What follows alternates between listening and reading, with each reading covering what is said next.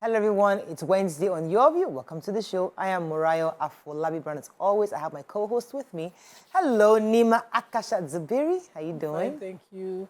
So today is the Celebration Schools debate. Yay! Over there for, as judges. I love to do it. I think the secondary schools debate is one of the most intellectual things I've seen recently.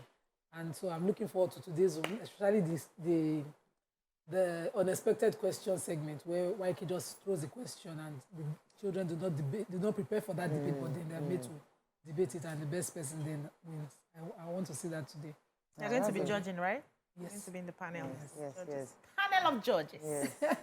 I wasn't there last year, but I know that I heard it was really fun. Yes. I didn't get the information on time, but it was always an interesting experience to see when, kids love to get. I hope I have convinced you, I'm not confused you. They come so prepared for this moment. So excited. How are you doing, BC?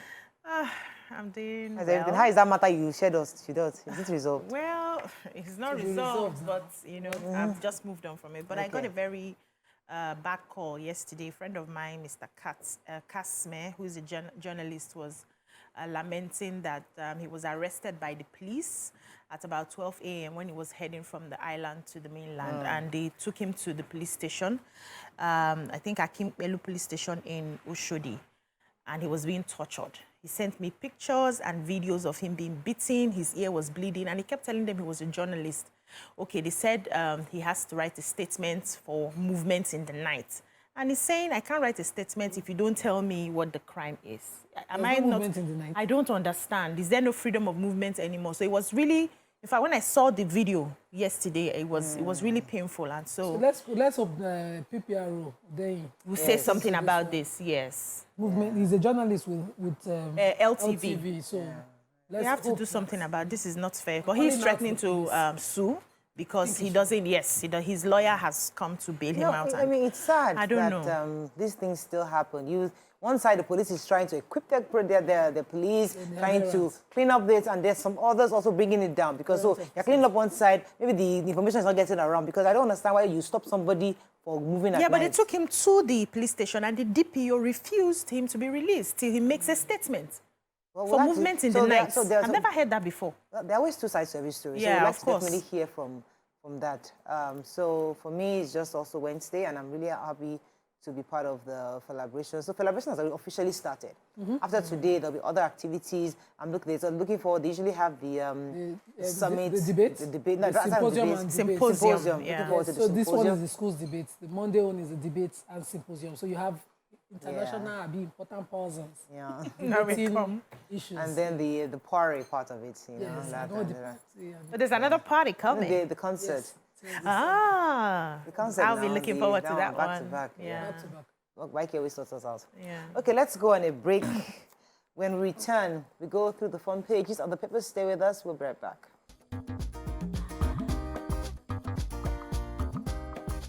Stay tuned. Your View will be right back. What's again? Yes, it was before the House Committee on the Senate Joint Committee on Petroleum Downstream and Petroleum Upstream and Gas in Abuja, and he was answering them that we're not owing you. The country is owing NNPC 1.3 trillion. I read through the story back to back to understand how these debts arose, or how come we're now owing an entity that's supposed to have been a revenue generating company for us over the years, and just this year became a limited company. But then he didn't have answers, and then he went on to talk about the oil theft, how they have been clamping down, how Nigeria is losing 600,000 barrels per day, and how they are clamping down. They've clamped down on 395 illegal refineries. They've deactivated them. They've destroyed about 274 reservoirs. And some 1,500 metal tanks 49 trucks, and now they are doing more. And how it is normal to copy the Mexico model of securing Cambodia and Mexico model of securing pipelines, and which is what they are doing, and protecting infrastructure with the Niger Delta ex-militants arrangement that they have, and that's what they're doing. Hopefully, all of that will reduce what is being lost. But I want to understand very clearly how Nigeria is owing 1.3 trillion naira. That one NPC. That's scary. Okay. Yeah. So the Lagos State Governor, Babajide Sanwo-Olu, surprised the public servants with his announcement that a pay rise was coming.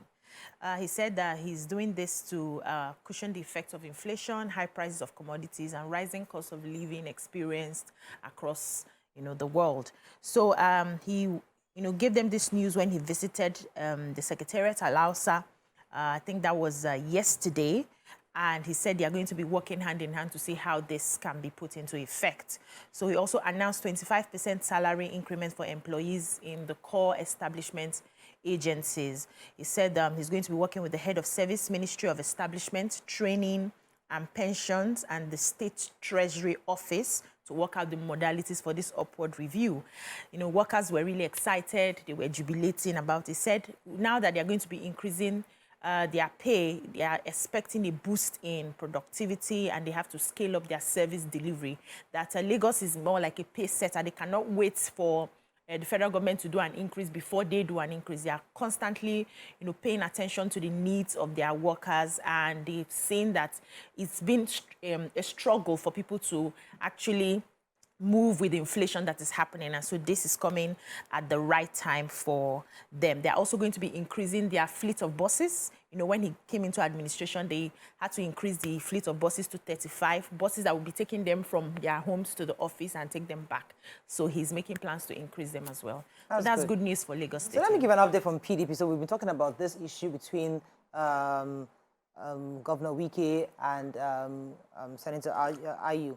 So the chairman of the Board of Trustees, Adolphus Wabara, alongside other members of the BOT of the people, went to Port Harcourt to visit Governor Wike to even hear his side of the story. According to reports, they were in that meeting for about 5 hours, 4 of which Governor Wike spent explaining his own side of the story. After the meeting, Adolphus Wabara was the chairman of the Board of Trustees, was asked what happened, and he said that at least they were able to get better understanding of where Governor Wike is coming from. And they're going to go back to Abuja and still have the conversation and see how they can resolve. It's their first time speaking with Governor Wike directly in Port Harcourt, and now they have a better understanding of what his grouse is, and they will still go and meet and see how they can resolve it. But the good thing is that Governor Wike has specifically reiterated that he has absolutely no plans to leave the party. He and his allies will remain in the party, and they are hoping for peace, and that they were more interested in resolving the crisis than leaving the party, which is good news for the PDP. That's great. Quickly, before we go, the Police Service Commission approved the dismissal of 7 senior police officers over their gross misconduct. The commission also approved the reduction in the rank of 10 other officers. The decision was taken during their 15th plenary meeting of the commission, which is expected to end tomorrow. So the dismissed officers are 1 Chief Superintendent of Police, CSP, a Superintendent of Police, SP, 5 Assistant Superintendents of Police, ASPs. The names were not, disclosed, but they are saying that they are going to ensure that they keep doing this to deter officers who go astray and, bring shame to the police. Okay, moving on quickly to the Punch. 10 billion naira nomination fee scandal. ASUU chairs stormy meeting, orders NWC members probe. 150 persons killed during the Koyi prison attack, says witness. NDA convocation, Osinbajo advocates local manufacture of arms and ammunition. Kanu mustn't die in detention, Ozekome writes Buhari. Hoodlums attack APC rally in Ibadan, injure supporters. Abiodun welcomes Amusan with multi-million naira property and 5 million naira. ASUU knocks Ngige over factional groups registration. 3 scientists win Nobel Prize for breakthrough in quantum physics. Okay, story are we starting with? So the Vice President, Yemi Osinbajo, spoke at the 32nd convocation and the graduation of 69 regular course cadets and postgraduate students of the Nigerian Defense Academy. The statement was titled, Osinbajo to NDA graduates, innovation is critical in tackling security challenges. So he said that with the size and population of the country and the current security challenges, it's very important and has become very imperative to build Nigeria's indigenous national defense capabilities. And he said this will require investing in local capacity to manufacture armament. So they're going to find ways to invest and begin to manufacture our guns and ammunition that will be used to tackle insecurity. And he also, told the NDA graduates that they are right now facing a different country from 10 decades ago. There's a lot that has happened. Technology has moved. So they need to be very proactive. They need to apply critical thinking skills. They need to deploy technology in thinking up solutions on how they can solve the problem of insecurity in Nigeria. Just sort of encourage them. All right. So go ahead, Nima. Okay, the Ikoyi prison attack that happened last year. Some years back is still in question now. This happened in 2020, but presently an inquest is happening somewhere on Lagos Island at a magistrate court. And Mr. Christian Akara is supposed to be a witness in this matter, and he stated that 150 persons, no fewer than 150 persons, and it could be more, were shot by armed men who invaded the prisons. He said that at the time he was, volunteering as an English teacher under the Muharram Sisters NGO, and he was also in prison. But when this attack happened, they moved them, and he saw that they were shooting directly at prisoners. But how he would arrive at the total figure, considering that, he didn't handle the bodies, is something that amazed me. But then he stated categorically as a witness in that inquiry going on that 150 persons died. I hope that, the proceedings arrive at something much more believable. In this life, just be successful at whatever you do, whatever you find doing, just do it well, because that is when you're recognized. Yeah. So the governor of Ogun State has recognized Ms. Amusan, who is the world champion, Commonwealth African 100 meters hurdles champion, Oluwatobi Amusan. So she was awarded 5 million naira and a house in Ijebu-Ode. And he said that the stadium, Ijebu-Ode Stadium, he will rehabilitate it, and he has spoken to the Minister of Sports to ensure that they quickly help to complete that stadium, because since she has said she wants to come home, he wants her to come home to come and be training in that stadium. So because of how they must renovate that stadium. And that's also awesome. Welcome other young girls to be able to use that stadium. He's encouraging young girls to be in sports, and that he's also making her the ambassador for sports within the state. Wow. So, I mean, it's a good thing, but hey, if she didn't become the world champion, but that's the Nigerian story now. We wait for you to go out there, make it, and then you now celebrate. We don't celebrate. So whatever you're doing, even if it's pure water you're selling, sell it well. I'm not in love with Governor Abiodun right now. I'm not in love with that governor. I think it's so reactionary. Yes. Governor Abiodun. I need him to take more proactive steps. But YK definitely needs him to fix that road. Exactly. That much I can tell you. Like Let's go on a break. When we come back, we continue with our reviews. Stay with us. We'll be right back.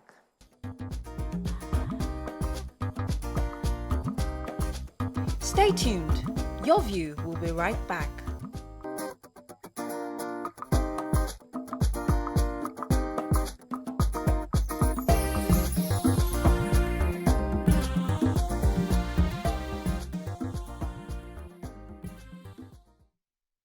Thanks for staying with us. Moving on now to Vanguard.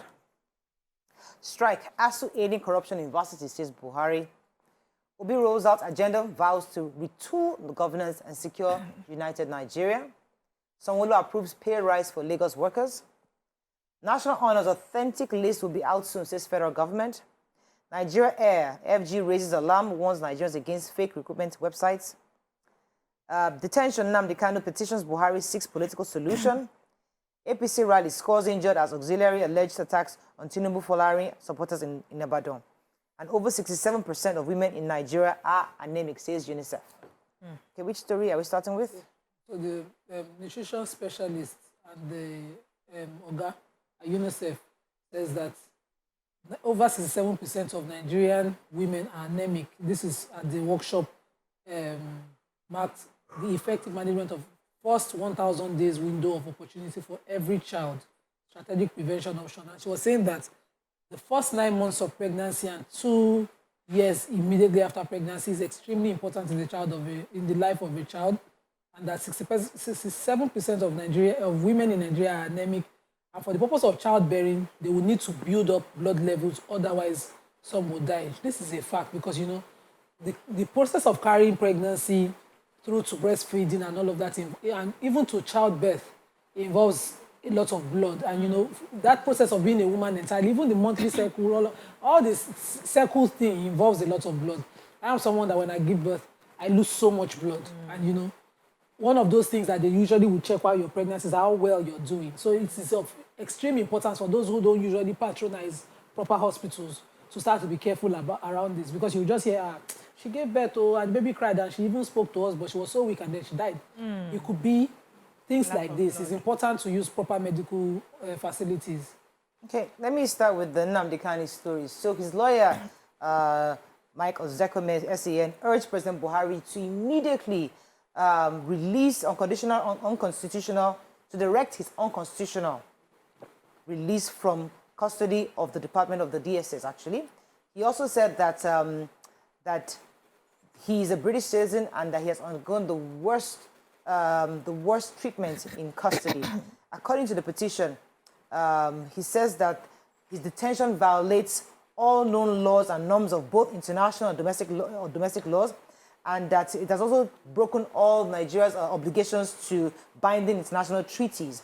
He said that President Buhari must correct this long-standing travesty, noting that he had complied with the law until he was brutalized by the police back in 2017. That's what caused him fleeing. So Michael Zekam was insisting that Kanu must not die in detention, that they should release him as soon as possible.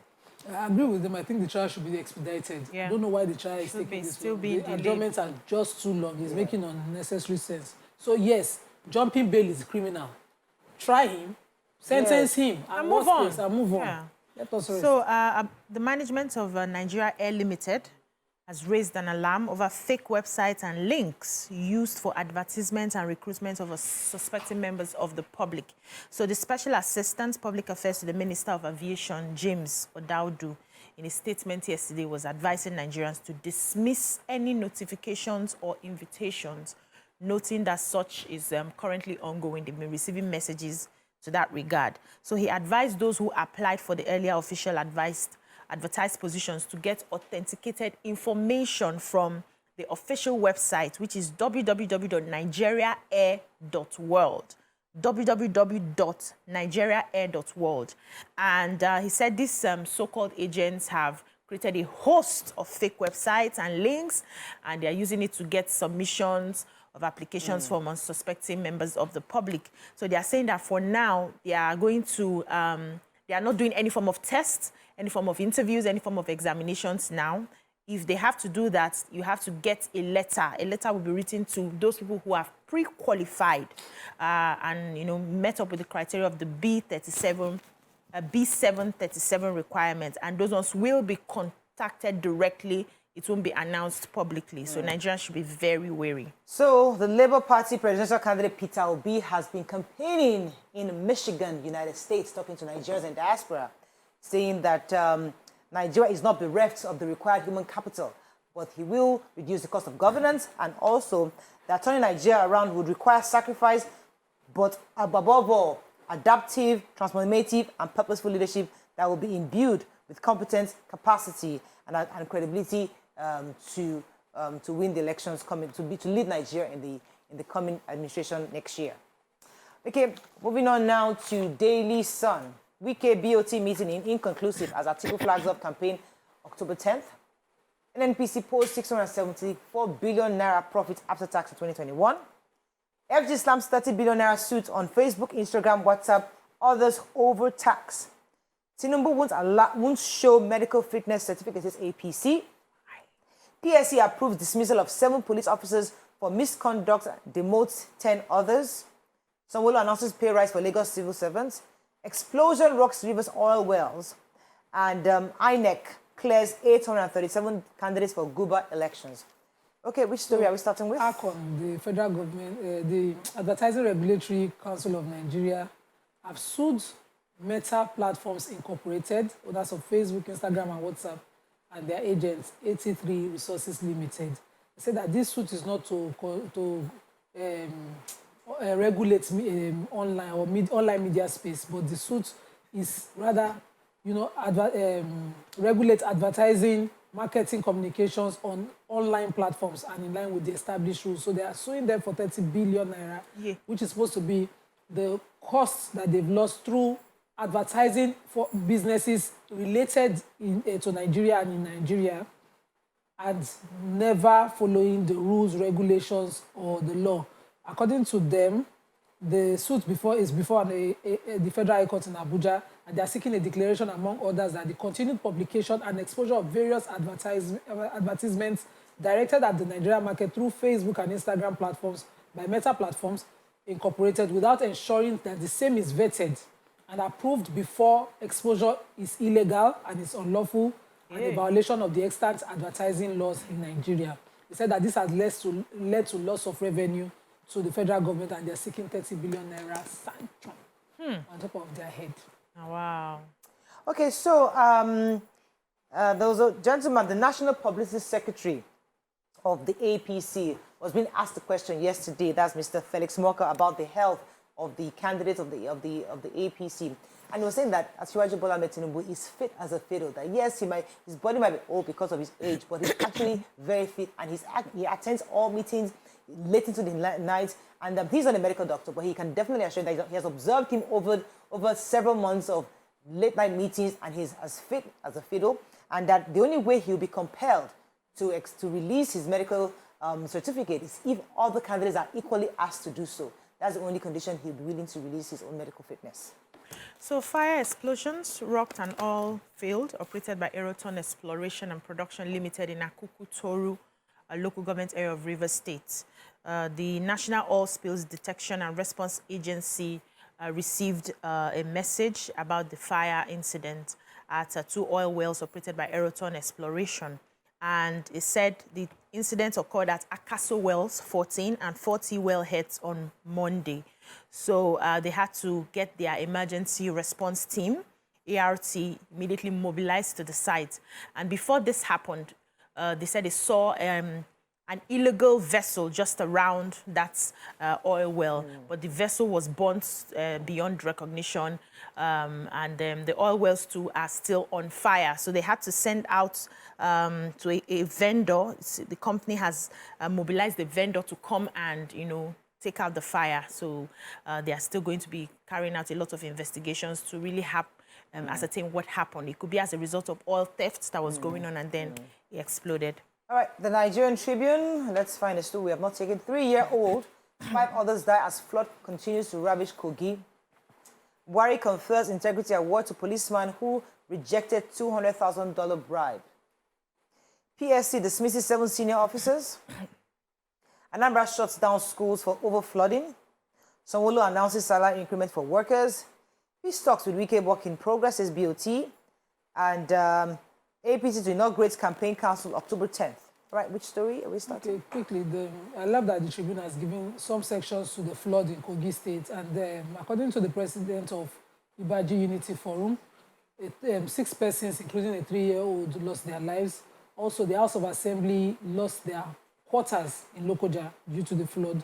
And he said that the 3-year-old fell into the river and died. And just as he added that the number of victims is low because of majority of the people that can swim in that area. But that is not according to the international news that I took yesterday. He said that most of the people around can swim, and so there were no such loss of lives. But, in a similar story, the governor in Anambra State, also Governor Soludo, has also closed all the schools along the flood-prone areas. He said that it's been shut down until further notice.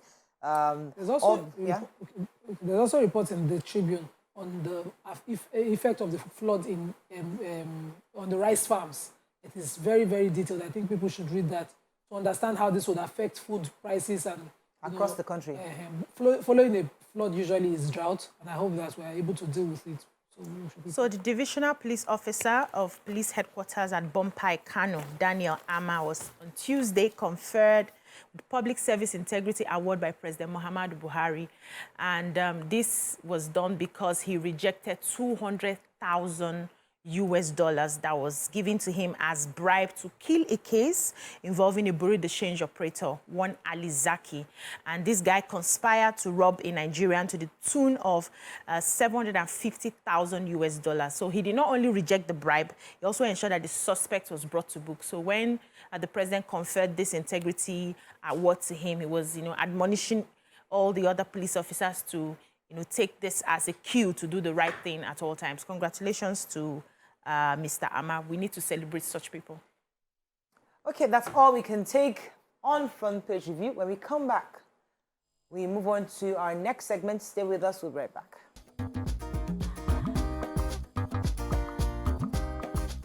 Stay tuned. Your View will be right back.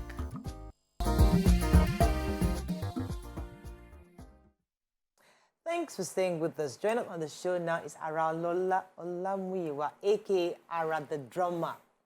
She's the first female talking drummer on world stage, and she'll be talking to us about the ECO Inspire Me Academy. Welcome to the show. Welcome. Thank you for having me. Good morning. So we saw you first, like, is that not Ara? And she's not wearing her ensemble. What's going on? Regalia. An official. What is going on? What is this ECO Inspire Me Academy about? Thank you so much. ECO Inspire Me, in summary, is a social change comprehensive program targeted at transforming the lives of the area boys and girls. We call them the good boys and girls.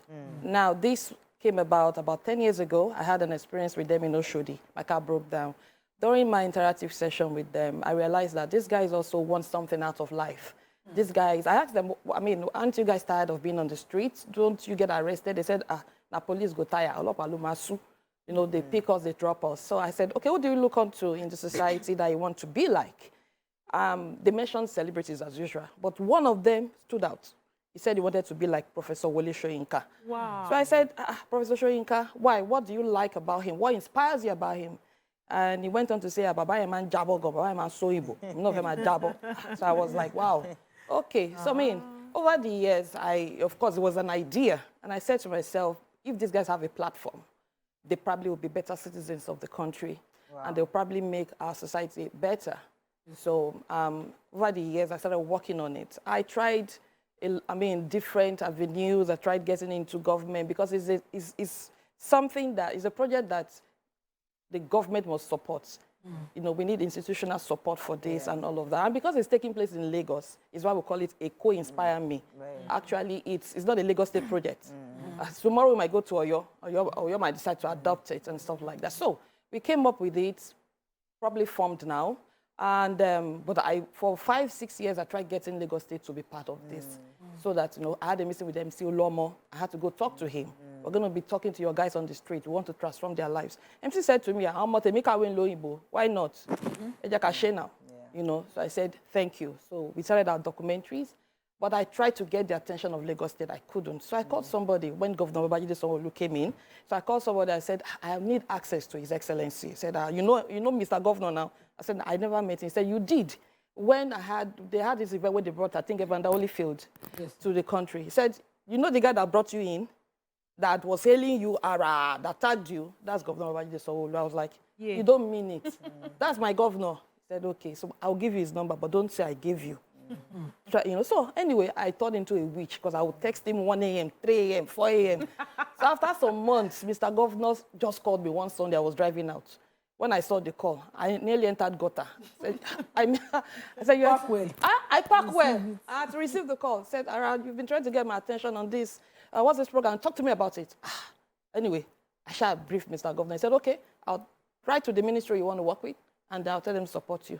I thought it was a joke because now, people have told me over the years that I tried to make this work. They said Lagos State will never support you. So do you have Lagos State support now? I have. Let us get the meat of this. So So tell us exactly what this program is about. How is it organized, and what are the benefits for the people you're working with? Thank you so much. The benefit. Let me start with the benefit. During our interactive session with them over the years, one thing keeps coming back. They keep saying, you guys don't care about us. So, and they see themselves as non-stakeholders. If you look at what happened during the NSAS, the stakeholder youths put this together. The non-stakeholder youths, I'll put them, hijacked it. People started calling me and said, all right, if you started this your program, this thing will not have happened. We were working based on 4 R's: rehabilitation, reorientation, reintegration, reinforcement, and rebirth. Now, we did some sampling on the street, and we saw that they responded well to us. We're going to have our unveiling of this on the 19th of this month at the Ebony Life Place. Oh, nice. So it's an unveiling and summit. Stakeholders are coming in. It's time to stop playing the blame game. It's time to come together. And this is my quote, and I say this. If truly we desire change in our society, we must stop addressing or approaching the issues as victims, but as stakeholders. So we're bringing everybody together. What happened 2 years ago may never happen again in the history of this country. We are all to blame.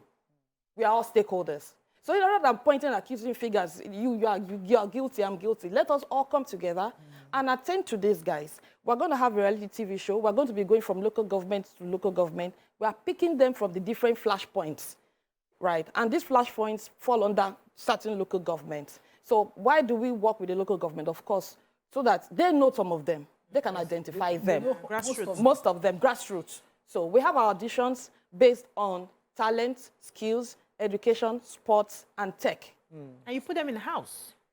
By the time we do the entire auditions and pick the top 100, we have our grand finale. People will vote where we'll pick the final 20 and put them in the house. So I always tell people that reality show is something that I've worked on reality shows from start to finish. So I practically know every angle of reality show.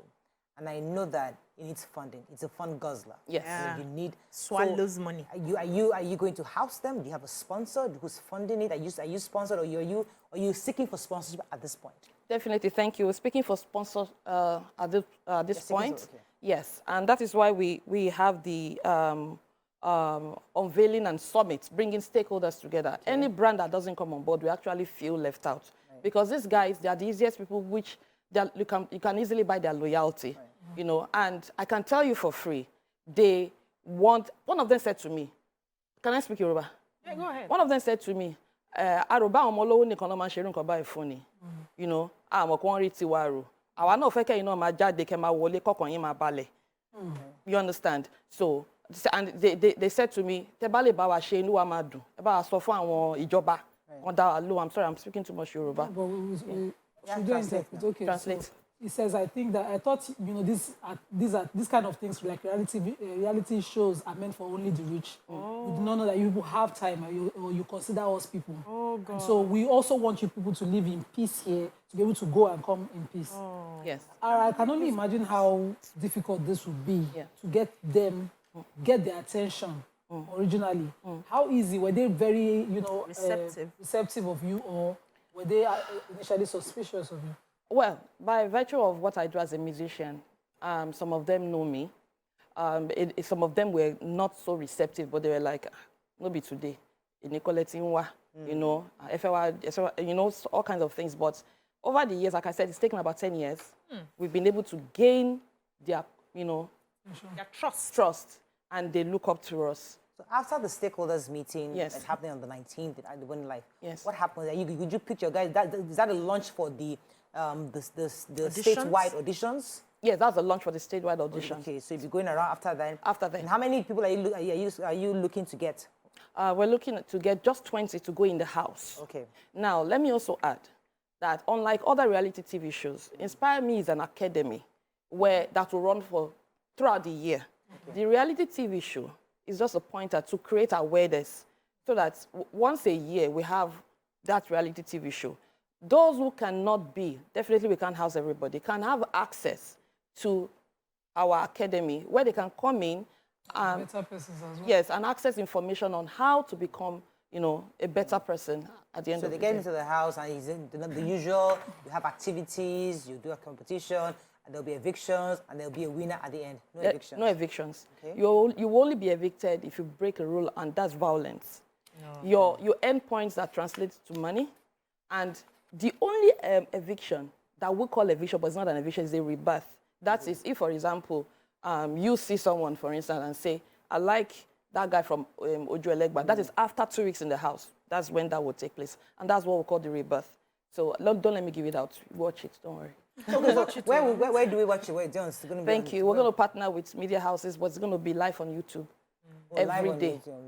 When does the reality show start itself? It's going to start by first week in December. First week in December. So between now and then, you're just going to be auditioning? Yes. auditioning and getting everything set, and hoping our sponsors will see this as a CSR project. Okay. Yes. Giving back to society. Giving back to That's society. amazing. You know, Lagos will be better for us. Yeah. More we need tourist to friendly. bring these people together. Yes. We are one. Yes. You know. We can't save everybody. Yeah. But we will be. But let's start. Yes. Let's start from somewhere. And you know the way we are in Nigeria. Once somebody starts something, other people will pick it up and try to do things, because we leave everything to government all the time. It's government, government, government. Yes, we need government. But we also should bring up ideas that will help government. We are government. You are now a government. Yeah. Okay, fantastic. Any other information you want to give to us? You have about 1 minute left. Okay, now, well, I want to invite you to the unveiling/summit at on the 19th of this month at the Ebony Live Studios. And I want to seize the opportunity to say a very big thank you to His Excellency, Governor Babajide Sanwo-Olu, for allowing us to do this. It shows that he's a governor with a good heart, a governor that has the interests of his people at heart. We say thank you very much, He's not my Excellency. governor, sure you know. Eh? Babajide Sanwo-Olu. What? I thought I was saying, you know, in my head I was Governor Babajide Sanwo-Olu. I was saying fashion in my head. I was thinking, Governor he's a Babajide minister. Sanwo-Olu. Oh, fantastic. Oh, we thank you, sir. Governor Babajide Sanwo-Olu is a formula that works. For him He to have listens. allowed us I think he to do listens. this. Yeah. People said that he won't. People said they won't. He listens. You know, but we say thank So you, the sir. Ministry of Tourism is, you know, this with you. About the 9 commissioner. ministries: Ministry of Tourism and Culture, Information and Strategy, Youth and Social Development, Yeah. Sports, Health, Women So you are Affairs. sorted now, it's the one here. Can't be judged, not all about that. They will bring it. They will. Go, definitely, they Yeah, will. they'll support Mr. you. Governor have assured When it us. starts, you will finish it. Don't worry, you'll be all right. Thank you so much. Okay, that's all. We wish you the best. Thank you. Just hope that indeed you're able to be successful. Thank and you. we'll see more of this coming forward. Thank you so much. That's all we can take on this segment. When we come back, move on to our hot topic of the day. Stay with us. We'll be right back.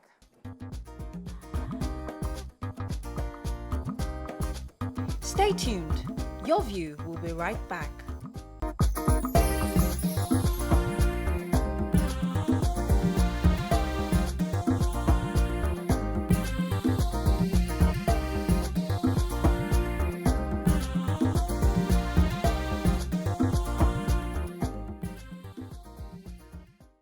Thanks for staying with us. So ASUU is somewhat trending. Why? Because in what looked like a bid to weaken the grip of ASUU, that's the Academic Staff Union of Universities, the federal government registered 2 unions in the university system. The unions are the National Association of Medical and Dental Activities and the Congress of Nigerian University Academies. Joining us now, live from our Abuja studio, is the national coordinator of one of the newly approved bodies, which is the CONUA. His name is Dr. Ngige. Welcome to the show, sir.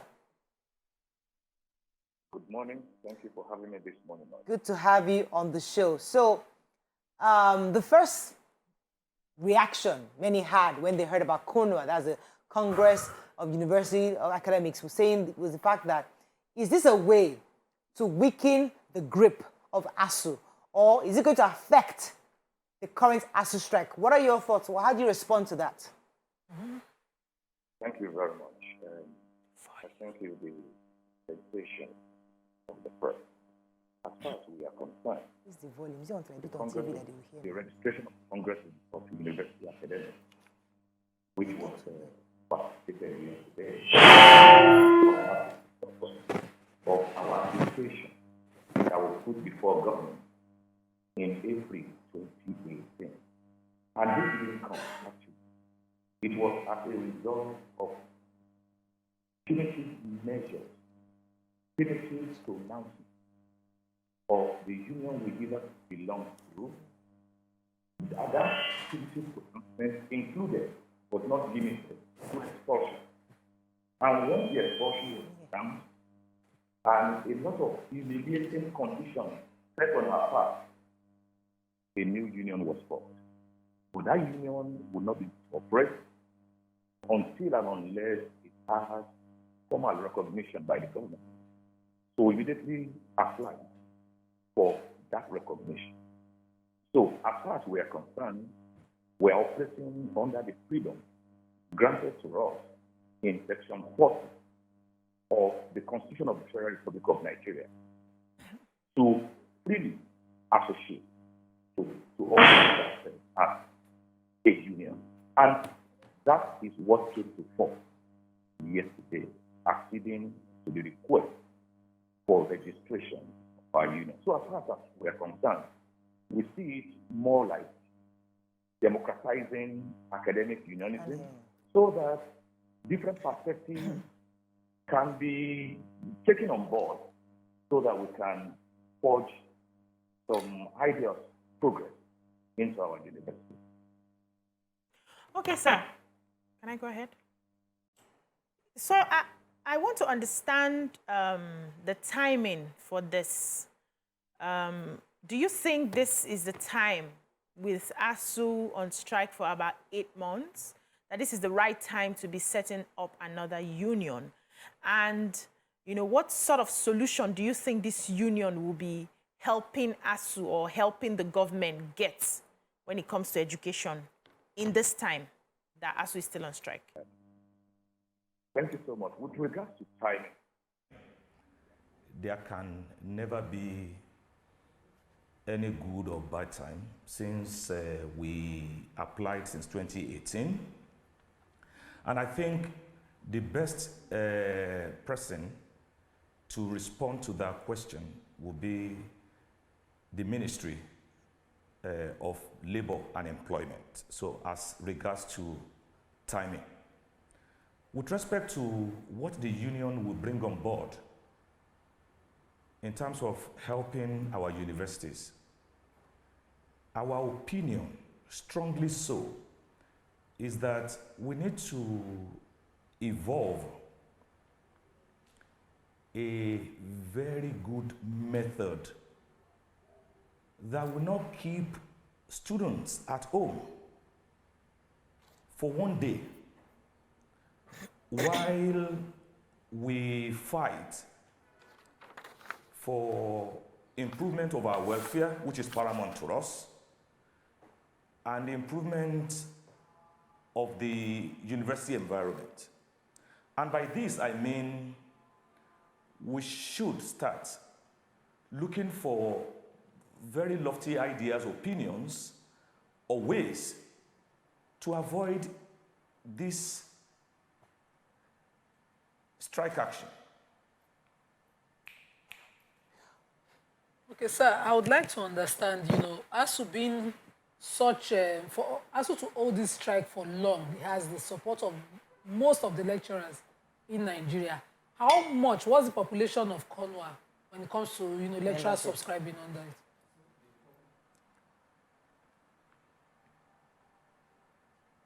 Did you hear that? Dr. Sumoni, did you get that?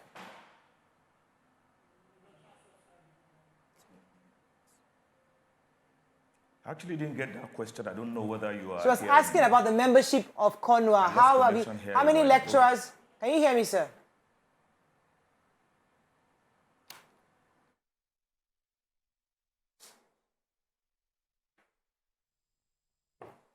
We're going to break. We'll be right back.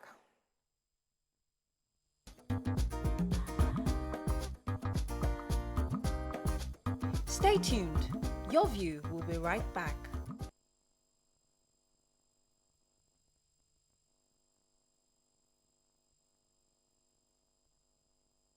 Thanks for staying with us. We still have Dr. Sumono, who is the national coordinator for CONUA. And Nima had asked a question concerning the members of CONUA. Could you tell us a bit about that? Who are those? Who are the lecturers that are part of CONUA? Thank you very much. I will respond to you this way. We were just given our recognition yesterday. I would liken that to giving birth. And a child giving birth to in a day doesn't start crawling, doesn't start walking, jumping in one day. Having said that, I will report that as we've been organizing ourselves in the past, before this recognition was granted yesterday, we've been organizing ourselves as members of CONUA, positioning ourselves for registration. For that, we have membership, even though with different numerical strength, in about 17 universities. And granting us the recognition yesterday, in due course, members will be will be confident of associating with a registered union, and in due course we announce our membership All right, to the public. Let me ask a follow-up. That said, I need to quickly do this. That I just forgot about that. Please go ahead with the question. I was going to ask a follow-up saying that how do you plan to compel or to get people to register with your own union, understanding that those members of ASUU are, if I could say, older, experienced. These are people who have been here for years, and ASUU has a sort of a stronghold. So what exactly do you intend to say to be able to sway others to register with your union? Thank you very much, madam. First and foremost, there's the freedom of association. There is the point of compelling people to join CONUA will not come in. Our ideologies, our modus operandi, our vision about what we want in our universities will naturally endear members to us. And some other programs that we have and the programs that we are doing, if it resonates with members, we make them want to join our union. And that is best, because as long as we are not compelling anybody, forcing anybody to do anything, they naturally come in then. And I need to also correct an impression that CONUA is made up of young lecturers. That is far from the truth. We have members, as we have organized ourselves up till yesterday, and as we're going to continue to do so, we have members across our, academic ladder, from the lowest, which is the graduate assistant, to the highest, which is a professor. So it's not the fact that this group comprises of very young lecturers. Even sometimes some people had actually addressed us as being graduate assistants, or even graduate students. But I make bold to say that as we have the youngest in the rung of the ladder with us, we have the peak of the academic profession, which is the professor, among us. Okay, so I'm worried about a conflict of interest, because some of the members of ASUU, or most of the members of ASUU, will likely be in CONUA. And if there's a time where the unions are supposed to agree, maybe CONUA disagrees with ASUU, how does that reflect in the system of education? How does that reflect in how the lecturers will decide to go with either CONUA or ASUU? Which one will supersede if peradventure a lecturer is in two of the unions and they are disagreeing on a topic or a subject? I do not envisage a situation in which one academic will belong to the two. And in fact, we even belong to the three, let's say, because two other academic unions were actually granted legal recognition yesterday. I do not envisage that. What I envisage is a situation in which there will be issues in the university, and each union will look at it from different perspectives. And that is actually allowed, because that's one of our callings. So are you saying a lecturer, sorry sir, are you saying a lecturer in ASUU cannot be a part of CONUA? Is that what you're saying? I do not envisage a situation in which one academic would belong to two or three academic unions. It has to be one at a go. That's my thinking, that's my interpretation of how this will operate. Okay, sir. There's a proverb in my language, eti ono one we gbege, uno debade. CONUA is just registered yesterday, and your lecturers, and you're not supposed to be like what I consider it a divide and rule opposition to ASUU. If you're not, please correct me. But if you are, how long do you think it will be before you're addressing the same issues ASUU is addressing today? Which of the issues that ASUU is addressing today do you have the same agreement with them on those stands? And which ones are you divided about? And how long is it before, you know, you start to face government on the same level? Yeah, thank you very much for that question. CONUA is not going to operate as an antagonist to other unions, not to even mention academic unions.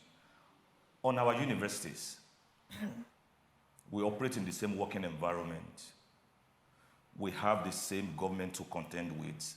And there are so many things that bind us together than separate us. So what's the objective of CONUA in the first place? So what's the objective exactly? Will be the manner of approach. Okay. One of the things that will separate us will be the manner of approach to resolving issues. And that, as I was saying the other time, we're going to approach in such a way that we bring all the issues to the table. And when we bring all the issues into the table, superior argument should prevail. Okay, I've heard a lot of... Because it's one of our Hello, colleagues as sorry, can you hear me? Can't hear me. Once superior argument prevails, unions My mic is dead. that have other, opinions about it, we just have no choice.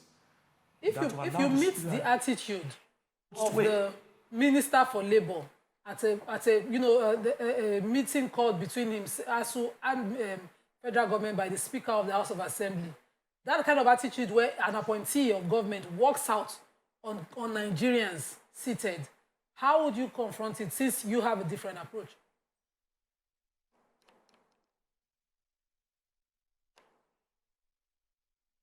All right,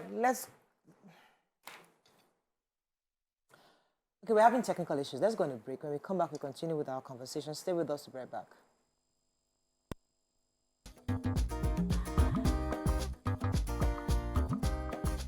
Stay tuned. Your View will be right back.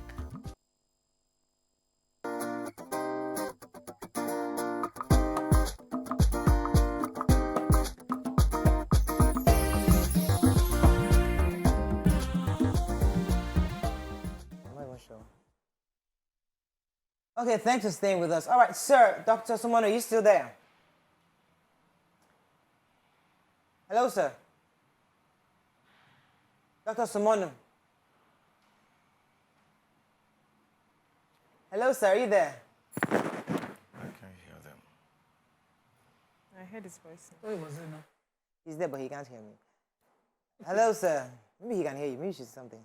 Okay, Dr. Sumono, I was asking earlier that, since CONUA has a different approach, that you're not necessarily disagreeing with ASUU's issues, but that you think approach is the issue here.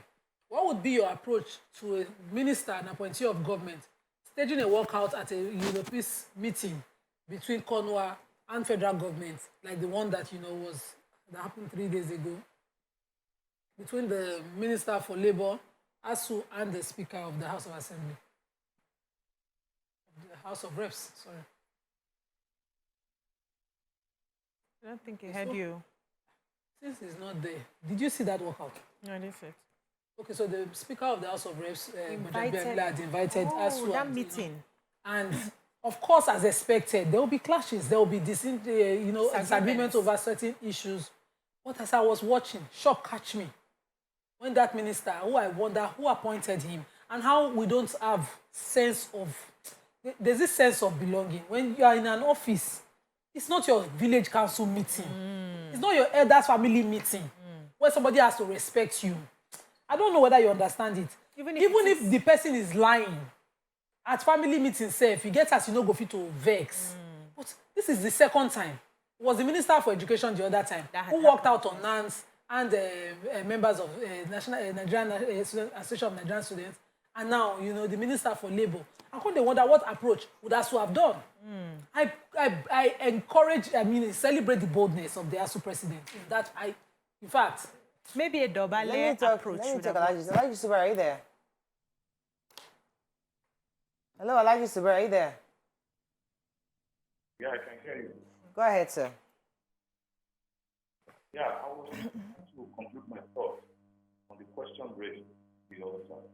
So, for me, DC asked a question, which the man does not, explain very well. He asked the man that, is it the right time? different perspectives. And that is what the registration of new academic unions. And as long as we have opportunity to interrogate issues. Okay, I think we have to move this topic for another day because this is an important conversation to have. And we're having a bit of technical issues. So I'm going to go on a very short break. When we come back, we'll take on another hot topic and then bring in our guest later. So we'll talk about ASUU some other day because we need to know the objectives of CONUA, how they are different. Not that they just only come with a different approach to solutions. If you have the same problems, why can't we then have ASUU to prefer other options of solution? But we'll find out exactly what CONUA stands for, what they want to do, and how they plan to get members. That'll be our conversation another day. Let's go on a break. We'll come back, move on to our hot topic. Stay with us. We'll be right back.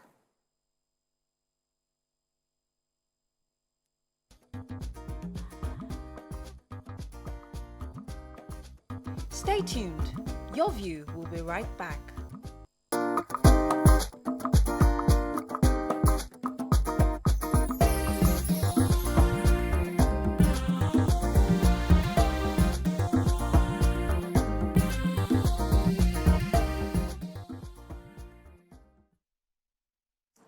Thanks for staying with us. So a few days ago, the EFCC made a post that they had arrested 95 suspected internet fraudsters in Delta State, and they were displayed alongside some of the various items that was found with them. But that wasn't the story. The real story was the fact that after the arrest, some young ladies calling themselves girlfriends of these men who were arrested said that they started a protest saying that they should free their boyfriends. EFCC should free their boyfriends. And they now came up with posters and making a lot of noise on social media. And this could be laughable, but it's also begs for some conversation around our values, who we are as a people, what's priority to us, and how do we begin to help ourselves when we are faced with these kinds of situations, when young people will be protesting that criminals shouldn't be arrested for the wrong they have done. What are your thoughts on this? You can call us on the numbers on your screen, and you can also reach us on Twitter, YourViewTVC Connect. Please hashtag YourViewTVC so we can read your tweets. Once they run the numbers, then you can call. Yes? Okay. Yeah, I'm just scared. What are your thoughts on this? For the times that we're in, the kind of things that are possible now. In fact, the kind of things that are happening now, will be possible again, that are happening now. It's scary, you know. Those days you would see a young girl whose boyfriend carried a fro, walk around explaining herself. The one whose boyfriend had dreads, walk around. In fact, you cannot smoke and toast me those days. I will not even listen and be my friend. You cannot be in the same setting. So now it's normal to date a fraudster. It's normal to, in fact, it's boldness for you to show up and say, free them, or they're the ones keeping us, and, you know, associate with criminality. And we are no longer ashamed, self. We put it in ourselves, in our faces, and normalize abuse. So I'm wondering, what would the next generation be like? Just yesterday, I was driving past a place. I said, the largest number of our youth are the ones hanging around the roads, jobless, just sitting idle. An economy that will grow has their hands in the work. Workforce. Work first, but at this generation, we are collecting money. We're not growing, we're not doing anything. And that's the reality. If you go round, hardly would you see the largest number, idle. Sitting idle, yeah. So the girlfriend too, your picking papa, because most of them are picking papa, your picking papa not get work. But you're okay. As in both of you wake up, sleep, wake up every day. You no get. Papa, picking papa no get. Then they raise the picking. What will you tell the picking to do? You will push that child out, like some shameless mothers that say, your mates are already giving their mothers money. Go and give him money. Wow. So you find young girls working hard. This is something. This is a terrible narrative. Omar said recently, like the shamelessness that we have, sometimes work for us because then you have nothing to fear because you don't get shame again. That's what we are seeing here. No, what she said this is not the kind of shame. The shame she said shamelessness that we have has made some things open. The things that some people will shame and hide before, they are coming out with their to say their so a different kind of shame. But this is shamelessness in the sense that people have no sense of who they are anymore. No sense of identity. This is the shame of Ekwensu. So what got to me was some of the comments, on that post. I didn't even read the comments. Yeah, one person said, EFCC operatives are doing the right to the wrong people. Arresting internet fraudsters is good, but they should focus on their leaders that are freely stealing our money. Misplaced priority is bias. Another person said, if this generation is like this, waiting will happen to the other generation to come. Another said, can you see how irresponsible the mindset of certain individuals in this country is? Next, we'll start hearing from sympathizers of armed robbers and kidnappers. Another person said, everybody hates Yahoo boys online, but love them offline. One more person said, what kind of madness is this, for Christ's sake? Is this a joke or what? No way someone is openly justifying crime just because it favors them. This is absolutely wrong. So over the years, we are beginning to decline into, once it favors me, it's okay. Everybody. Once it's to my favor, it's okay. We can make excuses for it. After all, now, who they catch with thief? After all, your president is a thief. After all, your governor is a thief. We have begun to decline to that point where crime is permitted as long as you are benefiting from it. And it's a very dangerous line to cross because most young people right now are already there. Growing up, you will come home with slippers that your parents did not buy. They will beat you to return it. Where did you get this from? But now, you come home with anything, bring gifts home, nobody's asking questions. As long as it benefits me, I will turn a blind eye to crime and criminality. We need to do more as parents. I particularly have issues with young girls who are dating young men, and then all their life's responsibilities are put on the young men. They are not your parents.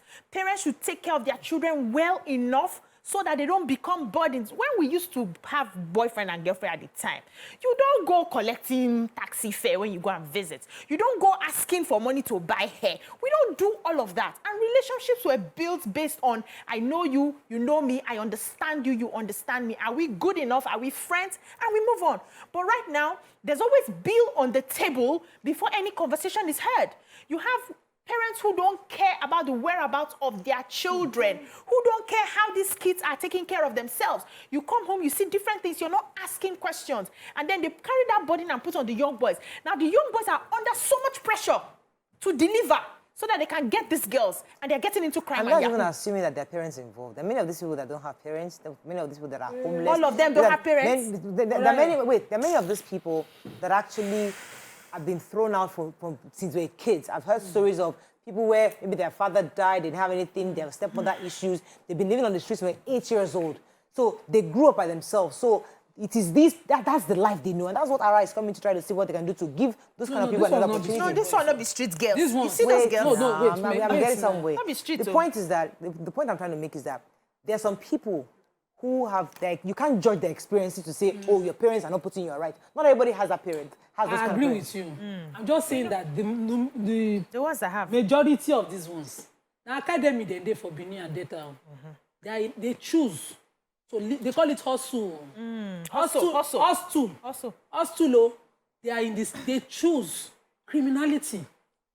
They choose it as, some will say white men took our ancestors as slaves, we are taking back our rights, stole our... That's the mindset. Do you know that every time EFCC raids, there's an association of Yahoo mothers, association of Yahoo girlfriends, as we see now, all forms of association. So some people are benefiting from the criminality of these people, and they are justifying that continue. Fathers are now taking their kids to one academic convocation in Benin the other day was trending, shock catching, and they put laptop everywhere. The person that is the founder of the association was celebrating, and somebody made a video, and they put, why we normalize these things? If we were even doing it in the past, it would be secret. It's popular. Deadly. I'm putting it in mindset of, I beat Silly in my daughter's body the day before yesterday, just because she loves the company of one girl that is a bit older than she is, and she will do anything to escape the house to go there. And so she just took off her thread. I said her hair was scratching her so she could go to the salon and went to sit with that girl. I had not finished addressing the matter because I called school. Her hair is not made, I did not help her. And that she came with an unkempt hair so that they would deal with that one as well. And I continue to deal at home. Because now we have so much in our hands. You don't know what... These were simple things. I did such things to my mom. These were simple things in those days that you know. But these days, if you are not careful, your children will be telling you, Mommy, but it's normal. It's okay. Everybody is doing it. May God help us raise children. Is it? But interestingly, you know, I know that there was a time where there were all these documentaries about victims of these internet fraudsters, and those very emotional videos were able to reach out. Many people realize that they are victims. There are faces behind these things. Yes. There are people who are actually suffering from this act. But maybe we need to do more of that. Yes, because all we see is the glitz and glamour from our end. But some of us, we need to see that our own people too are affected. Would even change their mindset? Would that change their mindset? Whether you have most people have a victim consciousness, and that's because they do not understand who they are at their very core, okay? Now, whether you have a victim consciousness or not, there's always a choice placed before you. What the Almighty Creator did for all of us is that he did not take that choice away. So no matter how difficult the situation is, there's always a choice placed before you. And people decide to either take this road or that road. I had a far relation who the parents sent to school. He's a graduate of French. He's doing Yahoo. That is the choice that he decided to pick because he felt he could not work for anybody. That's his mindset. After all these Oyibo people have stolen from us, it's time to take kids back. That is a graduate from a university. That's the choice. So making excuse, I have seen people, I told you people one time in the university where there was this particular girl who was sending money home. What did she do? She started making hair. We will queue up in her room because her braids were excellent. We will book for weeks to get a slot for her to make our hair. She was training herself in school. She was taking care of her younger siblings. She was sending money to her parents. She came from a poor background. They scrambled the money. That's the point. So the choices were, she could have decided to be doing runs. After all, there were girls that were doing runs in the school. And it's quicker money. And it's sharp money, easy money. It's not the open leg. Easy money. You know, easy, quick. Quick, I be not easy. I don't know that part. But however, she decided to go through the place of work. She saw value in her work. And her work took her far. And her work is easy money. Whether they abandoned you, you did not see food to eat, you did not do this, you will always have a choice before you. Can we choose right? It's easy Can money. we raise people to choose right? Money that comes with a clear conscience. You do your hard work, you get your money. These people, Mora was trying to make the point of, if you see the person whose money you fleeced, the state they are in. So some die should now. Spend more money on awareness and orientation. Some die. Interviewing those who are making reports. Yeah. Those whose monies have been fleeced. Some of helplessness, them die. some of them. Yes, some of them, they worked all their life. Somebody's gratuity you just that is planning to lose the rest of his life on, you fleece it. You and your boys now go to club. And somebody worked champagne. 35 years for that money. In 3 months, max, it will stay. People are balling and buying caskets. We have to wrap up on this, I think, because we just had to say, have this topic just to bring a bit of awareness to the fact that there are people amongst us who are celebrating they're complaining that their boyfriends were arrested. It sounds bizarre. Sounds really laughable, but that's the reality of our society today. Unfortunately, we just hope indeed that we can have more of our religious bodies, institutions, community, do more on how we reorientate the minds of young people and keep them engaged. Hopefully, they won't have time to do these kind of unnecessary acts. They should. Let's go on a break. When we come back, we'll bring in our guests. Stay with us. We'll be right back.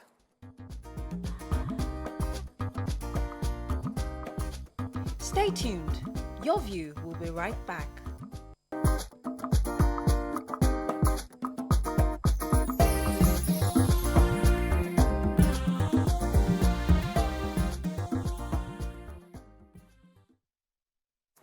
Thanks for staying with us. So our guest is a farmer, although she's a trained accountant, but has been in the agricultural sector for at least 15 years.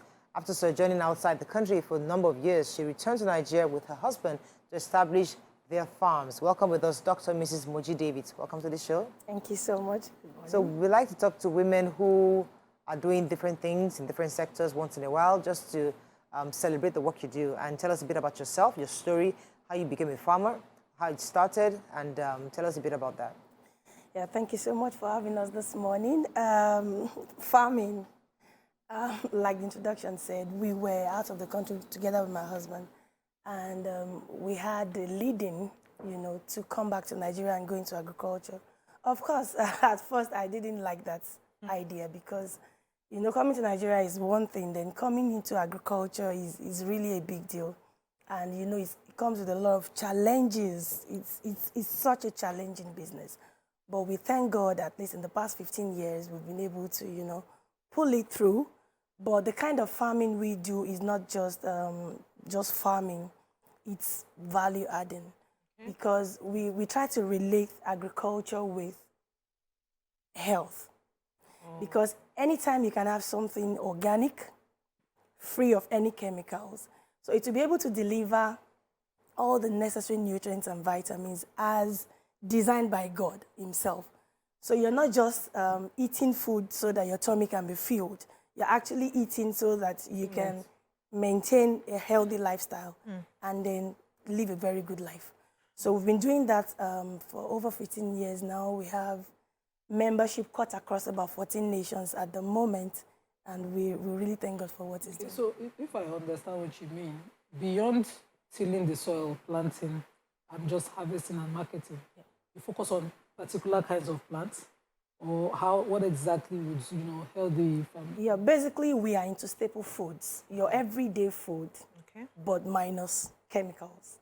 You understand? Your everyday, your rice, your beans, your oils, your vegetables, And then we also have some plants, there are some plants that comes from the farms that if you're able to stay on them, at the end of the day, it ends up correcting any kind of health issues that you have because they are void of chemicals.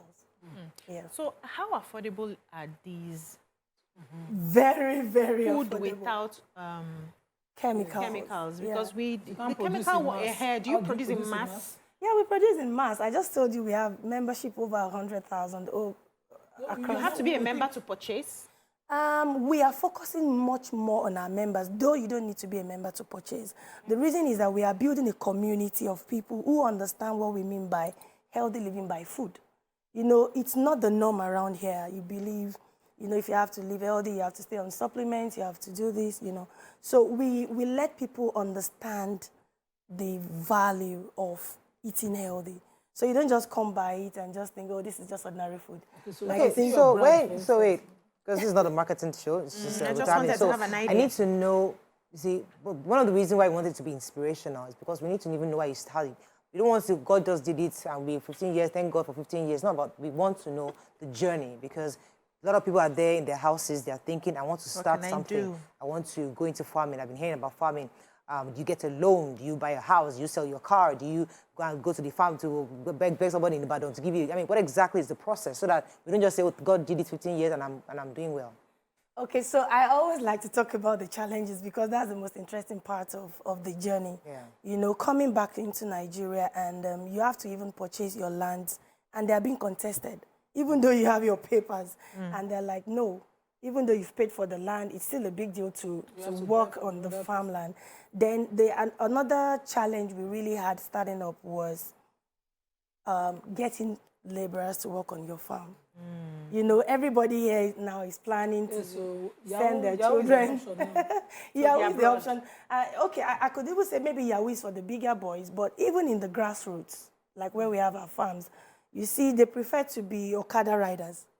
They prefer to be Okada riders because they can have money on a daily basis. Yeah, and quick money. So how do you get people to work on your farm? Another challenge is, after going through all the hurdles, how do you get to market your produce? Now, we have a very big challenge in Nigeria, which is the presence of interlopers.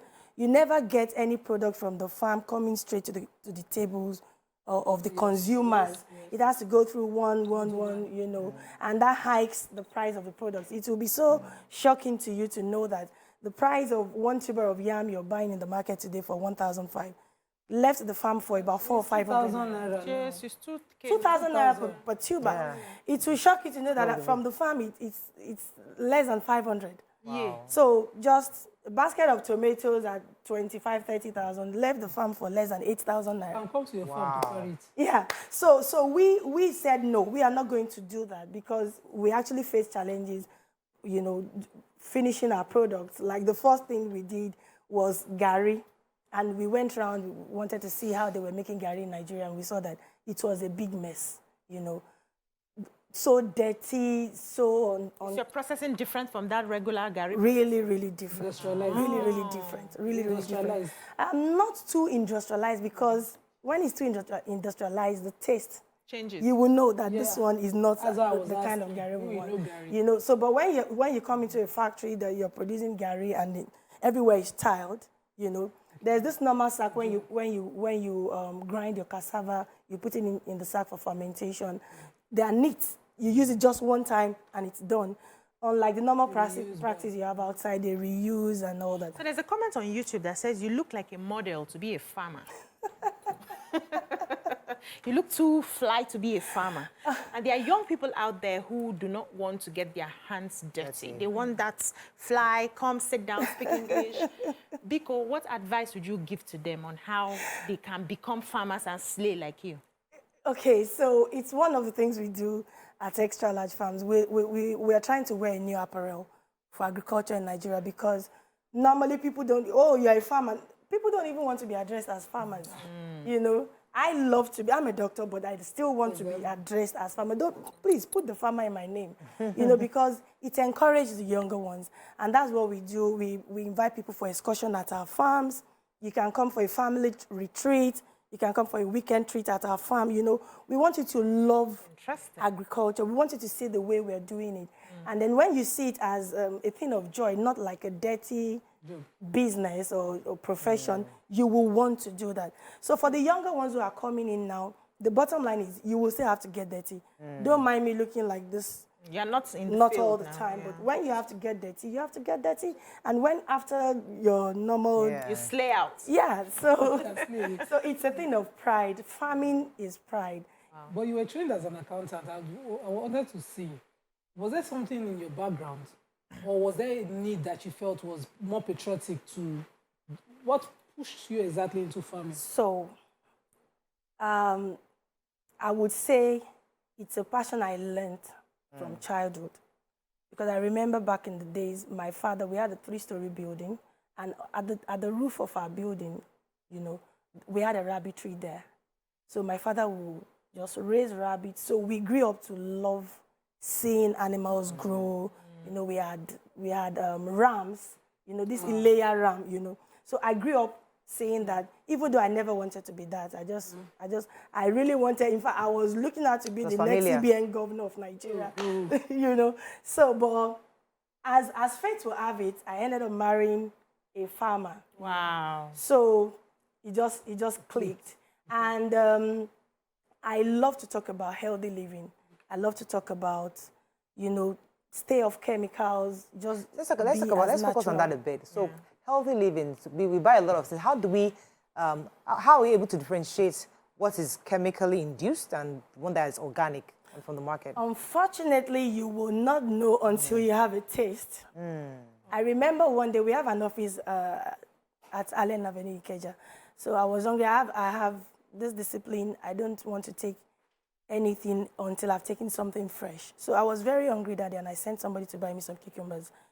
Oh my God, when I tasted it, it was like alum. You know alum? It was so sharp. Oh, so, yeah, I get those tastes too. So until you tasted the organic, you will not know. You will be celebrating the rubbish you're eating until you come across the real one. I was fortunate to be in one of our farm locations. We were just traveling around to see what exactly happens around. And there was this place they were producing palm oil. Oh, I've not come out of it since. It's been many years now. And they had, for every 200 liters of palm oil they wanted to produce, they had just 50 liters original palm oil. Okay. And then they add water. They had shea butter. Hey. They had shea butter. Sorry? They had the pork, the fat from the pork. So they were boiling it. Together. They had the corn, you call it ogi in Yoruba. They had that one. And then they were cooking everything together. You know, we had to relate so that they wouldn't feel embarrassed. We had to relate, okay, what exactly are you doing? And they had to put a very strong binding chemical to make it bind so that the water and the palm oil and everything would not scatter like that. And guess what the chemical was? Hydrogen peroxide. Yeah, peroxide. That's dangerous. That's dangerous. No wonder kidney defect. You know, and then they had this red ink. We kind of use that kind of chemical for marking our cattle at the farm because we're also into cattle farming. So when you mark your cattle with that kind of ink, it stays for A long time. as long as the cattle is alive, and they're putting everything together. So that gives me more push. Because there are cucumbers you taste, and then they're very horrible. And I'm thinking maybe it's just this batch. No, Greed will not there kill us. there are some, you know, at the tip it will be so bitter, you know. Yes. Too much of fertilizers. You see, you buy yam, you're peeling your yam, it's turning red immediately. You're trying to eat That's it. bad. Too much of chemicals. You're kidding me. Too much of chemicals. You Aren't go to we the supposed to shelf, have- you want to buy a food product, and it has 2 years expiry. That's wrong. Their Aren't you justification. supposed to usually. have government officials, you know, following up, No, monitoring? government officials cannot go and regulate anything in the market. Yeah. Hi. You only have branded products, you know, packaged they go products. through NAFDAC. And I think NAFDAC is really trying their best on that. But they can't go to the market and start saying, oh, we want to... We should take the responsibility of making sure that we produce only the right things. Yeah, it comes back from the producer. But is it cheaper? Justification, Yeah, yes, go ahead. is that, you know, they grow more so they can feed, you know, we're more, the population is growing. And to meet the needs, you need to fertilize, you need to, you know, I don't agree on Yeah, cutting corners. fertilizing is how not how that do you bad. then, you know, meet the need with your kind of farming? Like I said, we have a dream of, you know, meeting the needs of our community first. But how do you get numbers? How do you increase your own yield?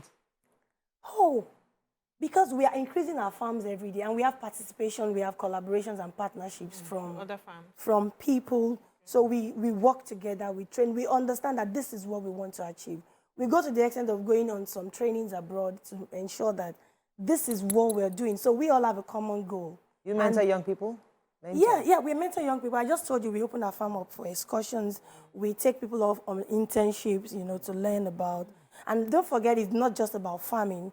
After farming, what happens? Because the produce could actually be coming from the farm, organic, natural. But in the process of packaging them, then you begin to add Processing, manufacturing, preservatives, colorings, and flavors and all Packaging. that, jeopardizing people's health. What's the mortality rate in Nigeria? What's the life expectancy in Nigeria today? They said 45. Why? Food. Interesting. But, Food. well, I mean, we're happy to have you because you've been able to inspire a lot of people out there who would like to enter farming, but they are scared.